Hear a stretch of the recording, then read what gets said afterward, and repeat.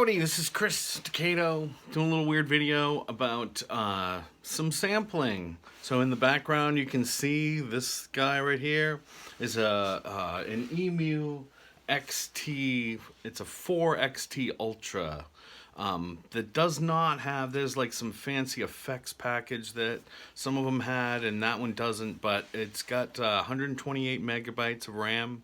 I've done some videos about it kind of before, and it's old. I mean, it's 99, 2000 kind of vintage, and those boxes for a long time, you still kind of can't find them. Like, people keep them, and I'm keeping mine, same kind of thing. But people used to stack them up. You'd get like, Hans Zimmer or someone like that would get like 20 of those things and have like gigabytes upon gigabytes of for their sample library because they liked the way it sounded. And then there was a lot of producers that were doing, they would actually like roll a whole mix to it just because it would sprinkle some fairy dust on, right? It's cool. It's a cool rig, and it sounds, the filters in it are really amazing. And it's been a while since I've used it now because it's kind of clunky to use, and the buttons don't always work that great. So when you really want to do something, sometimes it can take a lot of time. But what I really want to talk about is another synthesizer that I had, that it was my first synth that I really bought, was a Roland D-50. And I bought that in, I think, 88. It was probably 87, 88, somewhere back in there. And so, and I was crushed when I sold it. It was really a bad maneuver to sell. And but I got to buy another one in 2004, 3, 4, somewhere in there. I bought another one from a fella, another Chris, and through Tim Terrio, kind of helped me kind of connect the dots, and I got one. And then once I had it, I was like, what the hell? I don't even really use this thing. And so I sold it again, and whatever. It was, it was in good shape. But, and what was awesome was that I went and found there was a great program that was whatever that's called, like, system exclusive, kind of like a librarian, and I was able to download every patch that was ever sold for the D-50 and found like the beginnings of some of the patches that I had created a bunch. And some of them I created from scratch, but most of the time what you're doing is you go buy a card for $100 or whatever, and it's got 50 patches on, or whatever it had, 64 most likely, and you tweak from there. Like, you go, oh, I really like this string patch is great, except, and so you'd kind of tweak it your own way, whatever it might be. And so I did, that's what I had done, and I found again the beginnings of some of those that were my favorite ones, and I found that I still didn't use the sounds. Like, if I tried to put them in a newer project, it sounded old. It just had this dated kind of sound, and it's a great sound. I mean, don't get me wrong, it's cool, but new stuff kind of sounds better, and it just makes things. If you're looking for that, then it's awesome. But anyway, so before I sold it, I recorded a bunch of stuff just to Pro Tools, and and kind of as if I was going to sample it, with the idea that someday I would do that, and I never did. Like, I did with a couple of the sounds, but because it's one of those things I'm not going to use that much, like Nylon Atmosphere, which is one of the really famous. There's a few of those from that are super famous, and this is one of them.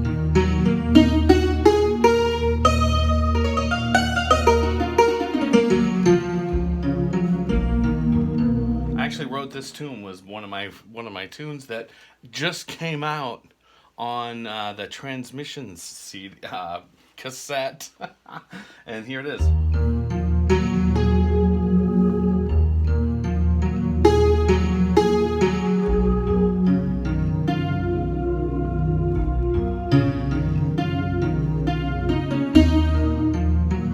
Whatever.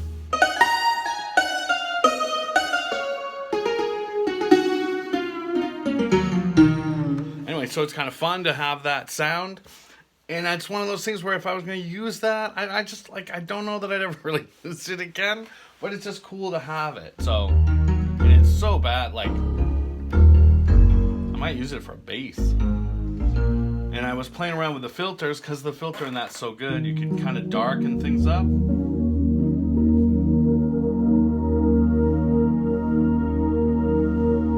And then just kind of playing around with some of the, you know, just kind of getting some different sounds.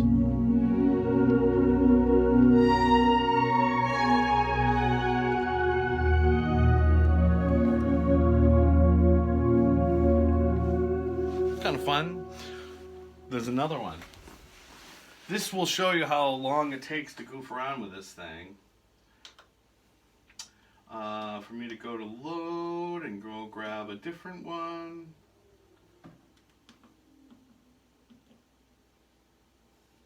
So all of that added up to be about 50 megabytes. So it's like not quite half of my RAM. The way that I did it was long. You know, I want to hear the whole. One of the things that was super cool about that one and a couple of the other ones, the patches from the D-50 that what I kind of loved about. There's a few things that were really cool that the D-50 did, and that the guys that programmed it, and I forget that fella's name, the main guy there, did a great job with the pitch envelopes. You know, in that one, there's this, like, right away, there's this, like, one of the partials goes out of tune with the other in a really cool way. And, yeah, and so, and there's a few of the, there's actually a bunch of the sounds. That was one of the things that I've learned about programming sounds, was to use that pitch envelope to do stuff. I learned that from studying the D-50. I, like, dove into that thing, like, both feet, you know, and learned a lot about how to make sounds sound, you know, things. What is it that makes this thing good, you know? And the other thing about the D-50 was the chorus was amazing. It made all kinds of weird noises and stuff, but it was a killer chorus. This is another famous sound from the D-50. Right? The Psycho Strings patch.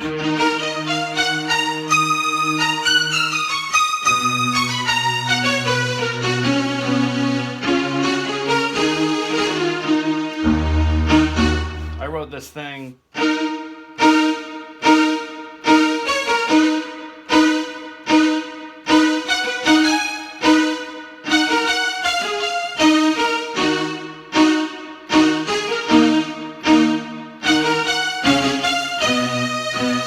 My tune that I wrote with that sound.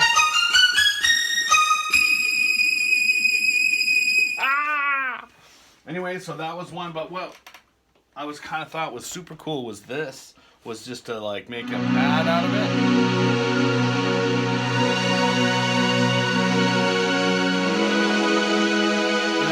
And I remember doing that with my D-50 initially, and I had a few of those saved. And those are ones that kind of got lost, but I'm kind of just kind of pretending that it's that with using the sampler. You just using the envelope. It's pretty rocking. And the filter.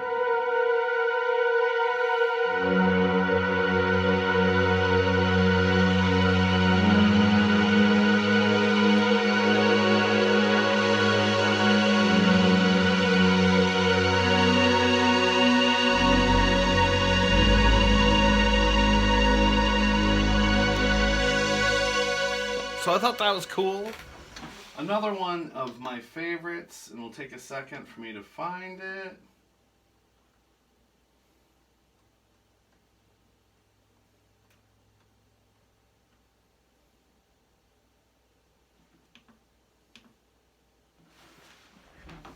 One of my all-time favorites was a patch called Dreamer.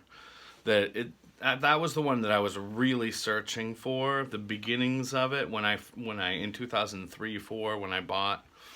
The reason why I bought that was for Dreamer, really. And I don't know what, now that I, you know, have the sound, I don't know exactly what it is, but there was definitely that envelope filter, the pitch envelope. It's just it's a saw pad, you know, but it has this little wobble in the way that it begins that is really, really pretty. I'm looking to see if it's done yet. Yeah, here we go.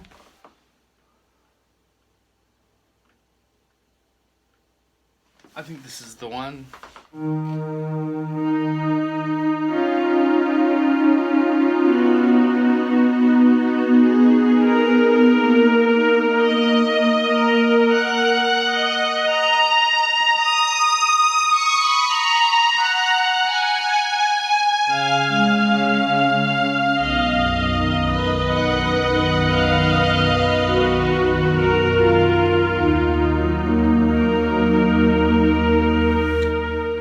Dreamer. So, and that is it, man. That's what it sounds like. I actually have recordings of songs that I recorded on 4 tracks. Like, I can listen to that exact. It's the same sound, dude. It's so close that it's just crazy. But that's the thing, man. So I just thought it'd be kind of fun to share that in a 10-minute video. Oh, I'm at 11 minutes. Anyways, take it easy. Good to see you.